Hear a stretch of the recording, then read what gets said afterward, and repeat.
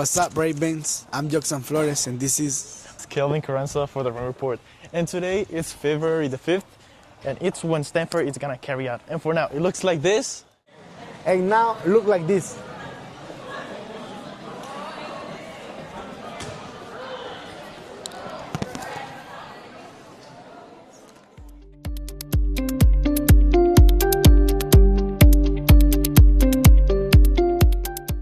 Can you introduce yourself? Hi, I'm Miss Jorgensen. I am the financial math and business teacher. Okay. Can I ask you a couple questions? Is that all right? Yeah. What do you think is most fascinating about this science fair? Well, I like to see students' passions that I don't really get to see in the classroom. So maybe what their interests are outside of my finance classes, seeing what else that they like to get into in their own time. That's my favorite part. Has there been a project that has like kind of low-key enticed you, caught your eye? Yes, I am very disappointed. Jeff is one of my favorite projects. Usually he's done different ones about like blood analysis, and he had pig's blood he was using, not human blood, but pig's blood. I liked his projects, and he told me this year he didn't do a project because they died in the freeze, or somebody knocked him over. So that was my favorite one, low-key, and I was hoping for maybe another forensic project this year. Okay, do you see any projects that are gonna win, Girl, I just started walking around the room, so don't tell. I don't know yet, but I will let you know when I get to it. Okay, perfect. I will be voting. Thank you. Thank you. Can you introduce yourself? My name is Mrs. Collins, and I teach 10th grade chemistry and 12th grade astronomy here at SciTech High School. Also been recently put in charge as lead of science fair. Okay, that's exciting. Can you tell us what was one of the hardships or challenges facing the science fair? I think, first and foremost, being kind of put in charge of leading the science team in science fair this year is probably the hardest thing for me. Just because I've really never been a person to kind of take leadership. I've always been an errand girl, kind of you just tell me what to do and I'll get it done. So I think that was a little bit scary for me, kind of taking over that leadership role. I think another thing that was really hard this year was trying to make sure that all of the scholars got their experiments and projects done on time. I think it was me kind of pushing and pushing and pushing this year to make sure that y'all got your projects done. Okay. Can you tell me a board that has caught your eye or one that entices you more than the others? I think there's quite a few of them. I'm really proud of the boards this year. It's really hard to choose one. I think the one that I've noticed that stands out the most, not the most, I'll say my top three. I'll say the praying mantis board. I think somebody did AI generated playlists versus real DJ playlist. Wow. That one was really nice. And I want to say, actually yours. Really? Yeah. Zillis. Okay. You want to say what it is? Oh, yeah. So it's the setting up different classroom environments for students, just to see which one is the best for their type of learning. Yeah. And benefits the student. Yeah. And lastly, can you get one good positive outcome out of all of it? Like something that you really love, something that was the building of the community, or something along those lines? What I've been noticing as I've been walking around, I've kind of been hassling all of the scholars to go back to their boards, but it really seems like they're interested in looking at other people's boards. I noticed that there were some scholars around here asking them questions, and then you have other scholars that are presenting their boards to the other kids that are coming up to them and asking them. So it really warms my heart to see that people are actually interested in seeing everybody else's work. Okay, thank you, Ms. Collins. That'll be it.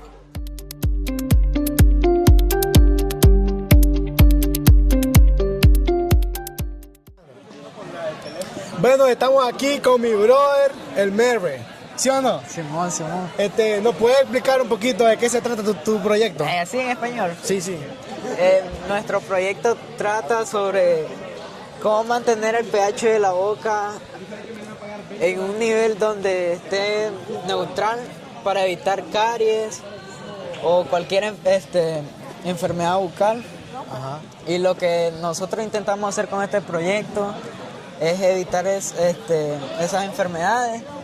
Y hicimos varias pruebas con mentas y chicles y sacamos en cuenta que los chicles pueden ayudarte a evitar esas enfermedades bucales y solamente. ¿Y me puedes decir por qué escogieron este proyecto en sí? Este proyecto lo escogimos en sí para ver cómo evitar muchas enfermedades bucales y lo elegimos también porque este era el más fácil para nosotros y solamente. ¿Y cuál es su conclusión? ¿En qué concluyeron? O sea, ya que hicieron todas las investigaciones, ¿cuál fue su conclusión?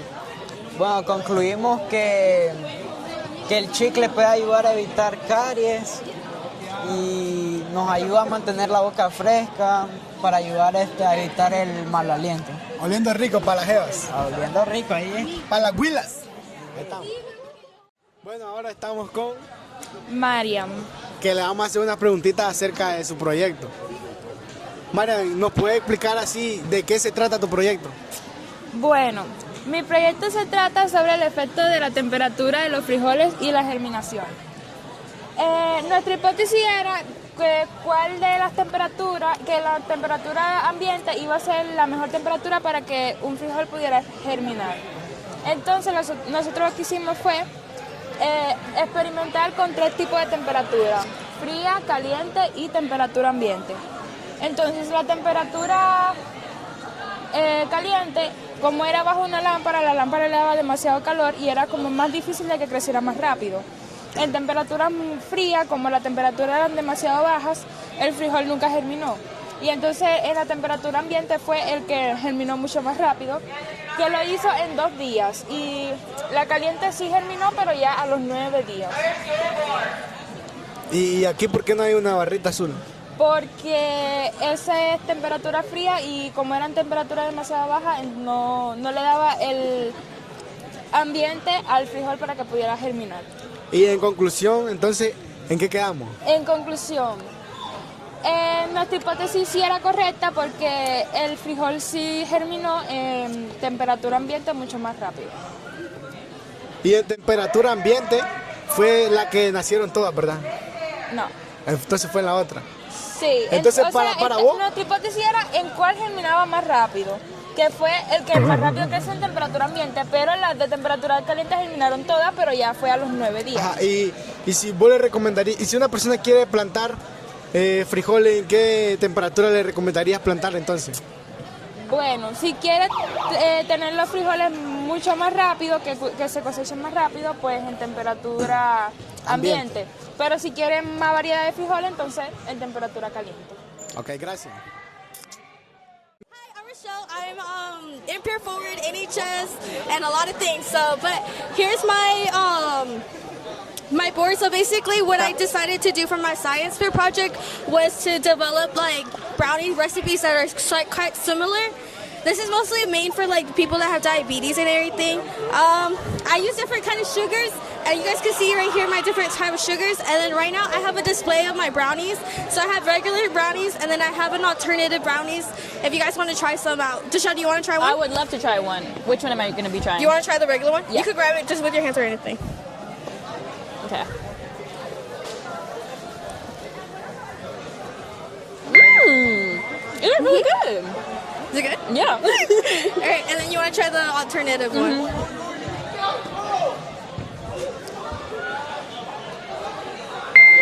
Wow. They taste exactly the same. Right? Mm-hmm. So it's like a lot better for the people that have diabetes because you know how often like they can't get like good bakes because of like the sugar and everything. So yeah, I decided to make this. Thank you guys. Hi, can you introduce yourself? Yes, my name's Dougie Parrish. I'm a senior here at Wayside. So, can you talk to us a little bit about your project? Of course. So with our project, we decided to test what water source would be the most effective for watering mantids and allowing them to molt. Molt is when they go and advance in their in a transition of life by shedding their skin. They hang upside down to do so. As you can see, they're very stuck on, and that's how they hang upside down to molt. So what we tested was distilled water, spring water, and tap water. We predicted that spring water would be the best case because it would have the proper minerals, and we were accurate in that assumption because during our conclusion, we found out that the spring water mantis molted on day 15, which was the first mantis to molt, and then on day 19, the tap water mantis molted, likely because it had the minerals it required, but it also had chemicals, which is why we included it in our experiments. And distilled water mantis actually lacks all of the components needed for a mantis to molt, so it did not molt yet.